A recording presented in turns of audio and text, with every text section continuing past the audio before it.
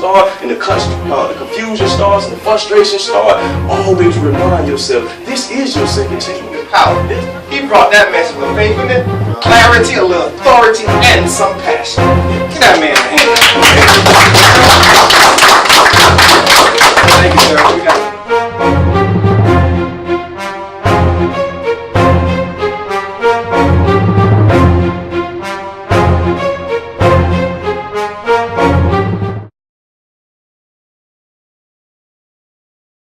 Good morning and welcome to another edition of Spectrum here in this Cox Media Group station. We're delighted to welcome Mr. Dorian Harris from Harris Healing Outreach. He's a motivational speaker from Hillsborough County. Mr. Harris, good morning. Welcome to our show. How are you today, sir? Good morning, sir. I'm doing well, Mr. Green. Good. Well, why don't you just call me Dale and I'll call you Dorian and we'll call it a day. Yes, okay? sir. I wanted to let our audience know that we met a few months ago, and you seem to be a person who is all about business, all about taking care of business, so to speak. You're a motivational speaker from Hillsborough County, and yes. I wanted you were passing out some flyers. You shared some information with me regarding the 7th Annual Reentry Resource Expo. Right. What was the purpose of that? I did pass by there at the Lee Davis Center a couple of weeks ago, and I was amazed at what I saw in terms of all the people there. What went on that day? Well, yes, sir. What you're referring to was the 7th Annual Reentry Resource Expo, sir. Mm-hmm. And what that is, that's an expo put on by the Lee Davis County Center. Mm-hmm. That's put on every year. And what it is basically catered to people with background challenges. Mm-hmm. Legal background challenges and some mental health challenges. The Lee Davis Advisory Board has put it together. Miss Noreen Copeland Miller is the chair. And in cooperation with many organizations, what she did was they came up with this great idea to impact the community with this expo. And all it is it boils down to bringing a wide range of available resources. The purpose of the Lee Davis Board is to improve public safety while assisting the formerly incarcerated in becoming responsible and productive residents within Hillsborough County by addressing barriers that impede their opportunities for success. So there's a special entrance of this advisory board for people with background challenges. Right. Now I saw representatives were there from the Tampa Police Department. You had all kinds of services. You had the ACLU, the American Civil Liberties Union representative. And it was sort of a festive atmosphere, but some serious workshops. Tell us about some of the workshops that were held. Well, you were right about the American Civil Liberties Union being there. Miss Joyce Hamilton Henry, sure. She was there providing a workshop on, in case any felon wanted to know about how it affect their civil rights. She was there presenting a very innovative workshop, giving a lot of information out on convicted felons, on what's all affected as far as their rights.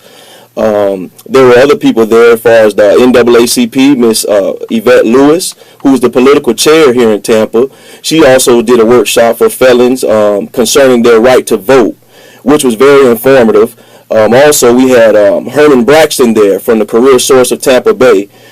He talked a little bit about federal bonding information, job skill training, which was also very informative. A lot of people in the Tampa Bay area do not know about the federal program existing, so I was very happy to see him there and to give that information out to the community. We also had some attorneys from the Public Defender's Office show up, which was excellent. They talked about knowing your rights, how to get your records sealed and expunged. We had some great information come from them guys. A lot of them informed people on what can they do and what they're not able to do at this time in their present situation. We also had nonprofit organizations out there as well, like the C.D.C. of Tampa. A good friend of mine, Mr. David Jones, was out there. He was doing a workshop basically on clothes.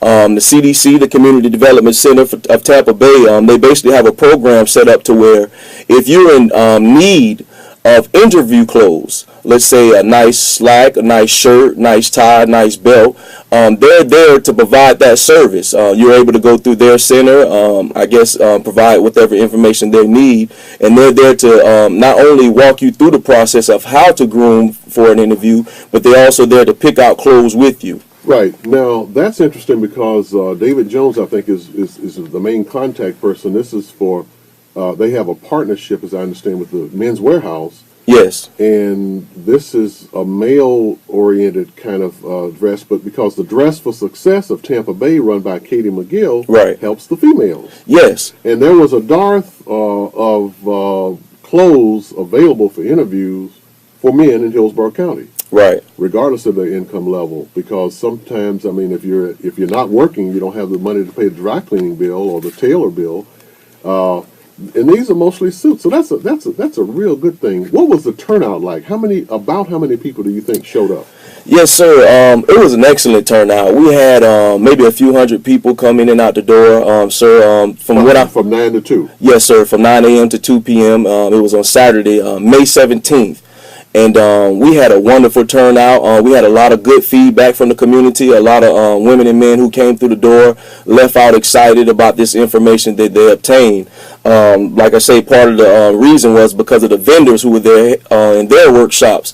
People like the representatives from the U.S. Equal Opportunity Commission, the U.S. Equal Employment Opportunity Commission. They were there talking about the federal laws regarding prohibiting job discrimination. They were giving a lot of good literature out on what was going on with that. And like I say, the feedback from the community was very, very great. I had people walking up to me saying, hey, man, this really helped me.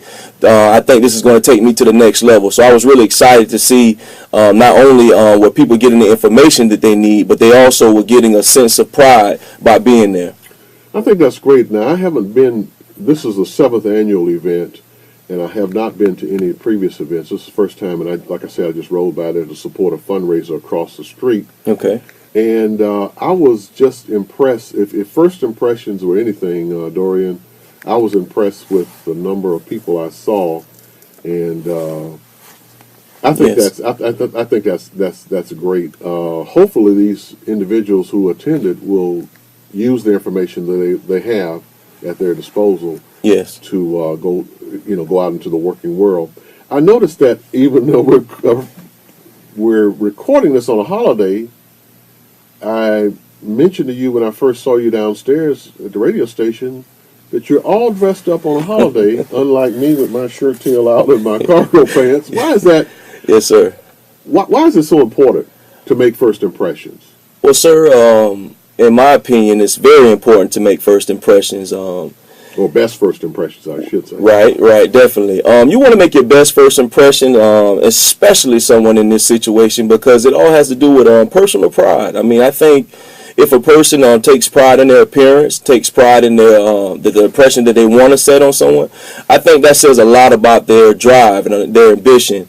Some of the things when you put on a tie and shirt that represents someone who's willing to get into the workforce, someone who's trying to get into the workforce, and I think that sends out a better message than just wearing a t-shirt and jeans or maybe a polo and shorts. That business attire, it lets that employer know that, hey, I'm here for business. I'm here seriously trying to get a job. Wow. Now, I'm going to describe this for the audience. Looks like he's, I think I saw him on page 17, or maybe it was page 18 of the fashion magazine, so to speak. That was a shout out.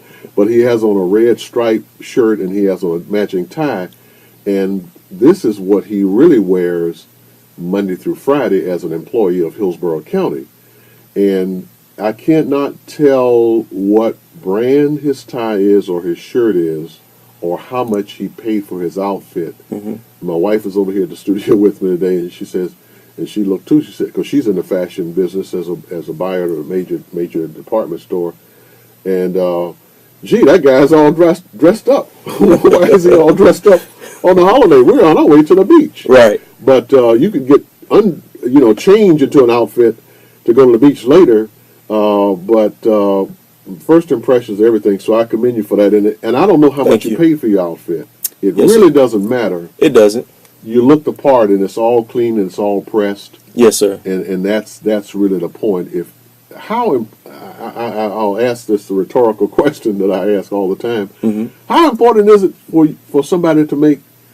You're competing for a job, right, with somebody who might have 20% more experience than you. Mm-hmm. But yet they're 40% less dressed than you.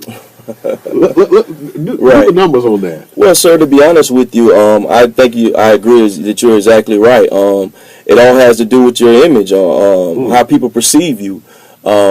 We all know that perspective plays a major role in life, but at the same time, if you can come to a realization that, hey, I already got a few strikes against me, but I know one thing that I have control of when I walk into this employer's office is how I look and how I'm dressed, how groomed I am.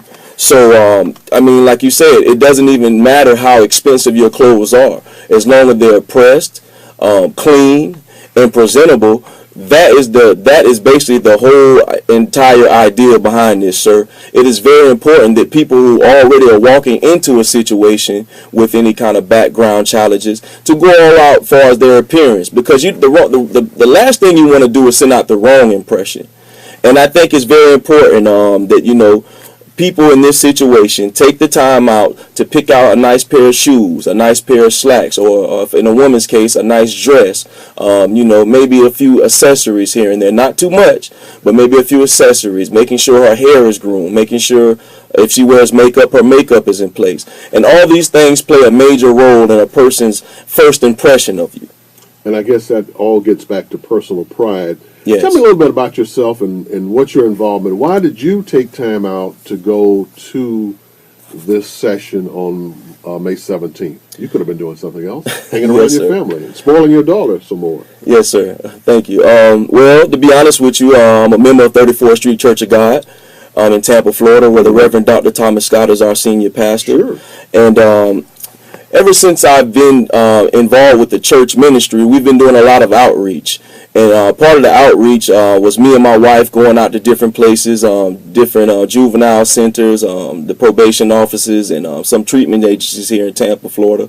And we just was going out speaking, doing some motivational speaking and group counseling, saying, hey, here's a testimony of ours. We were here, now we're here, and this is where we're going. And I think, we found a lot of pride in it, and it just led to one thing to another. We developed a workshop called the Windows of Opportunity. And what this is... You're kidding. Oh, yeah. The Windows of Opportunity? Yes, sir, the Windows of Opportunity. And basically what this is just a workshop, that basically, promotes all the available resources here in Tampa. We want to allow, everybody to get a general idea of what's going on Hillsborough County in the city of Tampa. This workshop allows you to explore new possibilities. Through motivational speaking and group counseling, we want to encourage you to discover new opportunities and all the available resources that Hillsborough County and the city of Tampa has to offer. We believe in positive thinking, along with a positive attitude, and positive people create a positive reaction. Staying focused and achieving your goals. Remembering that you're almost there, and this is your second chance to reclaim your destiny. Wow. Now, what I got out of that is, one of the best things I got out of that was surrounding yourself with positive people. If you have people who have negative thoughts to doing negative things with negative consequences, right, is a negative. Right. Positive, surround yourself with positive people, even though some of your friends, associates, acquaintances, right, will criticize you. Say, well, hey man, why you want to dress up and go down to the mainstream and go down and work for the county? Yes. Well, that beats some other choices that we have, doesn't right. it? It definitely beats going to jail. It definitely beats being put in prison. It definitely beats being on any kind of probation. But to be honest with you, even in those situations, there is still hope. That's part of the reason why I think Reentry was created, because it's an innovative program that's taught by probation officers and guest speakers to reduce violations and to promote successful reentry. The topics that they present include things like changing your mindset, effective communication, job skills and interview tips, substance abuse, and overcoming negative thinking. And the major thing I would like to point out is the overcoming negative thinking. That is a very, very, very important role in all of this. You have to say in your mind that this is something that I want to do and this is something that I want to accomplish.